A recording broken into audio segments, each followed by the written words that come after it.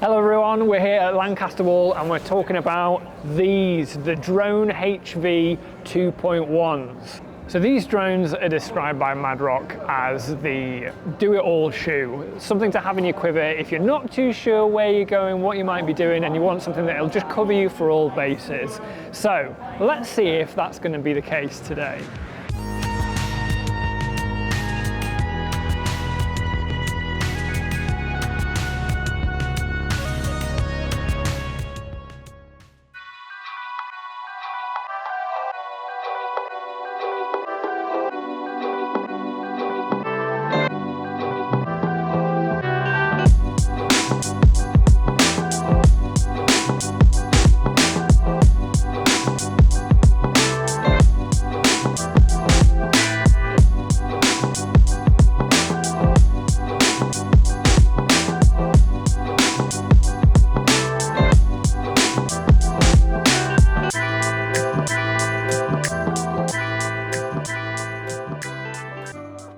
So it's hard to talk about the drones without taking into context the technology that goes into this shoe.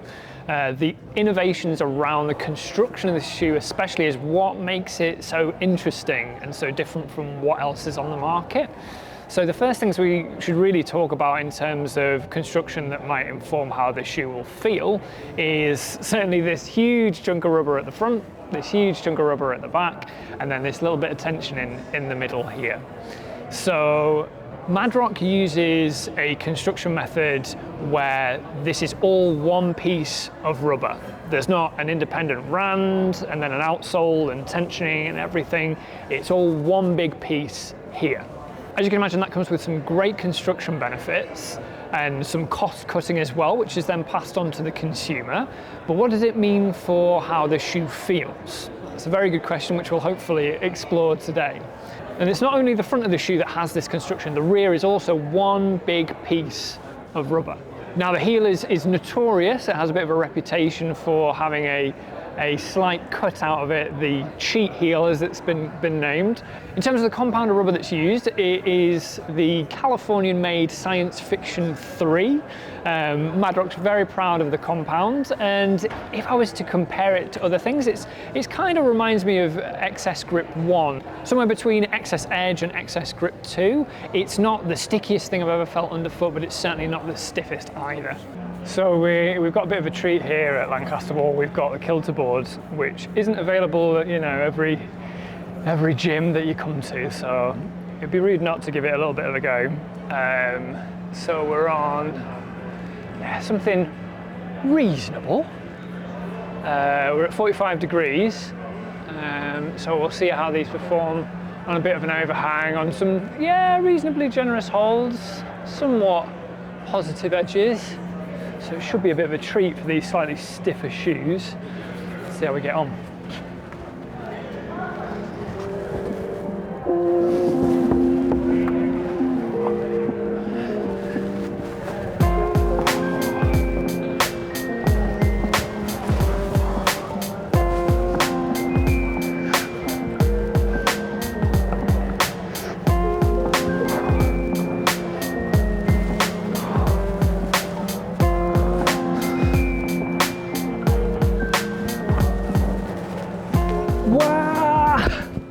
Slightly unconventional beater at the end there.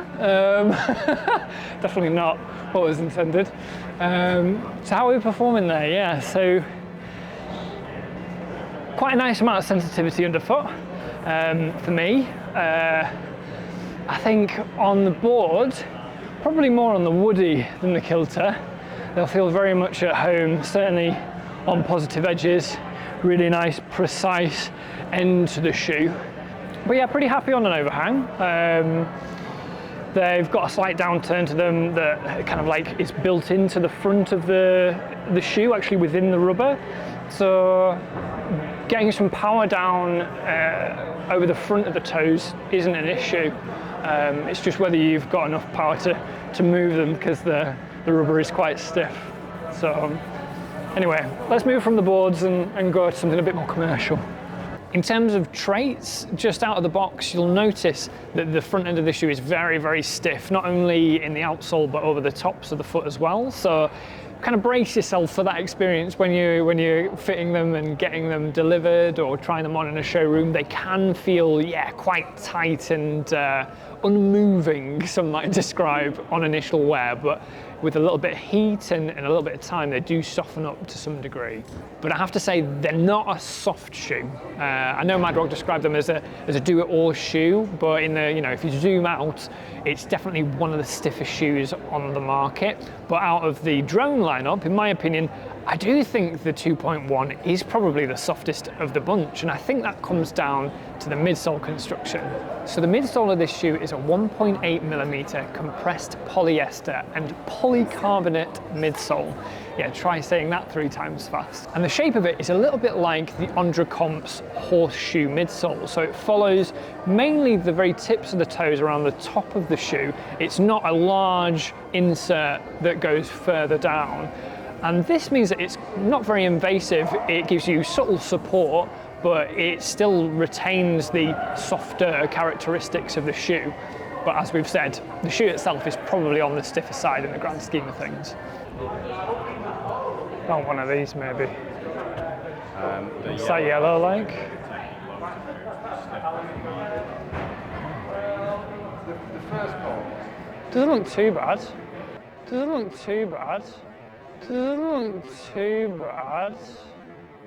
I'll be up for giving that a bit of time.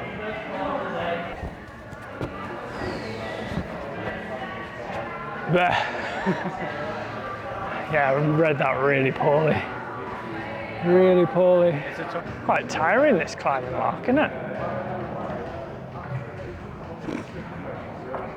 So there's a few problems that feature these beautiful yellow holes in the gym. They're a little bit closer to, yeah, kind of replicas of real rock. And I have to say, I mean, for me, I think on some of the moves, I'd want something a little bit more malleable. As soon as they find a really positive edge, they feel really steady, really sturdy. But as soon as there's something a little bit more rounded, I don't feel like I can conform the shoe to really cover it and smear it and then power off that. I feel a little reluctant. Again, that might be kind of weight dependent, right?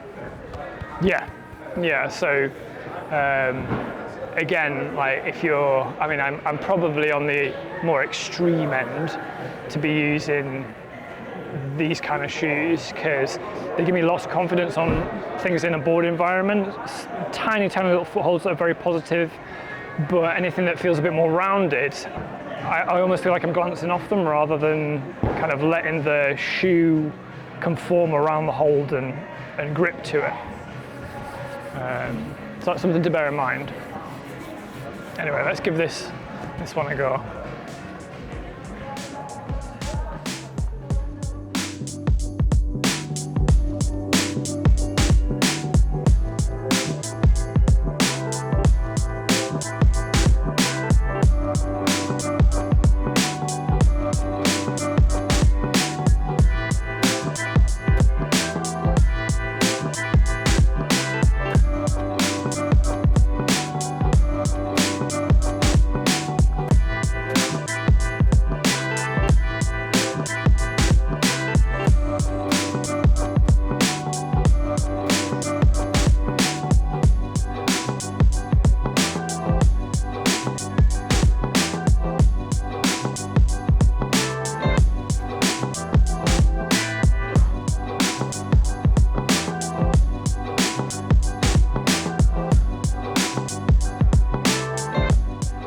Oh, very scrappy, very scrappy. I think that was my hesitance shining through there.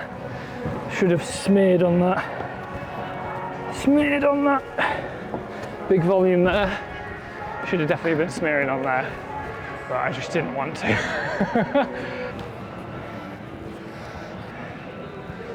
Cameraman Matthew has given me this task, this V6 black, which I swear I've done at some point in my life, but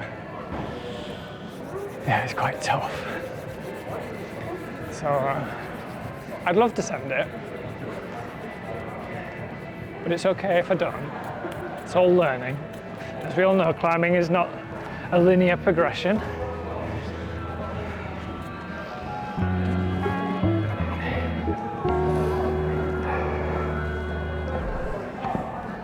Good start.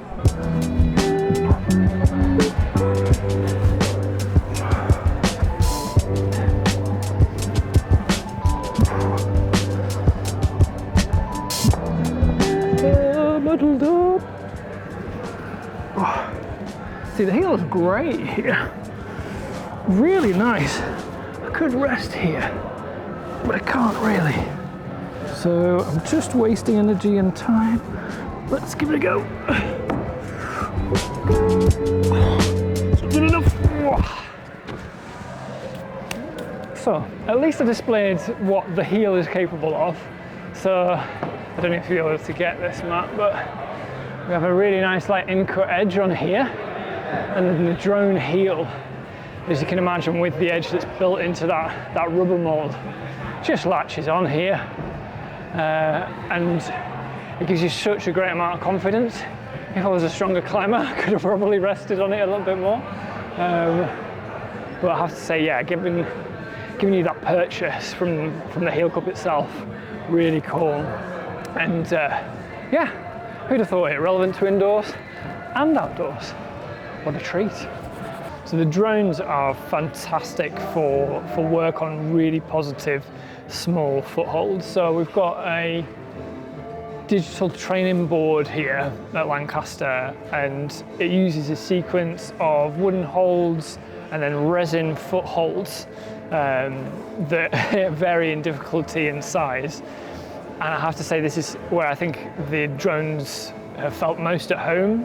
And I can imagine most of the drone line feeling the same. Like for the 2.1 specifically, again for my weight class, I think they're probably the most relevant to me in this environment. So if you're looking for a new board shoe, it might be a real contender for you if you like having something that is super precise, quite supportive and stiff at the end. Yeah, feels really solid on something like this. So we're going to try a steep, hard problem now. I'll be honest, it's probably out of my grade range, but I'm going to try my best and see how the drones perform. See how we get on.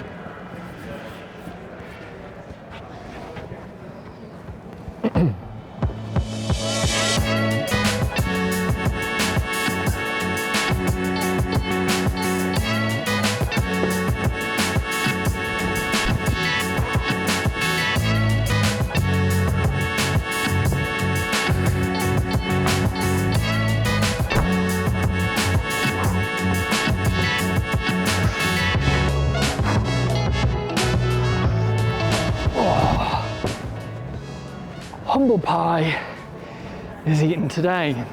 So, final conclusions on the Drone 2.1 HV. I really like it. I think before you even get to the shoe, you've got to really admire the innovation that's gone into the construction and design, kind of putting the consumer first in that they're trying to innovate around the construction to bring savings to you, the climber. And I think that is a wonderful thing in a world where things are getting more and more expensive. However, in terms of how that feels on your feet, yeah, for me, as again a bit of a lighter climber, they are pretty stiff. So they feel really sturdy on an edge, really confidence inspiring. But when you're wanting them to really conform and be quite malleable on different types of rock and different footholds, I find that a bit more difficult. I find it harder to trust them versus softer compound rubber and versus more malleable shoes. Having said that, on balance, if you're in a more average to higher weight category, so 70 kilos and above, you might actually find that you can get even more out of the Drone 2.1s, making them smear better and making them more malleable by just putting more weight through the toe. And this becomes even more of a consideration with its sister shoes, the Drone CS and the Drone 2, which are, in my opinion, even stiffer shoes than 2.1. The heel, I have to say, I've been pretty impressed. Again, really loves positive holds. So if you're climbing on particularly edgy rock or hold types that are really positive, this shoe really shines. For the price point, it's really quite an impressive shoe, and I'm excited to see what other innovations that Mad Rock can come out with in the near future. Thanks for watching.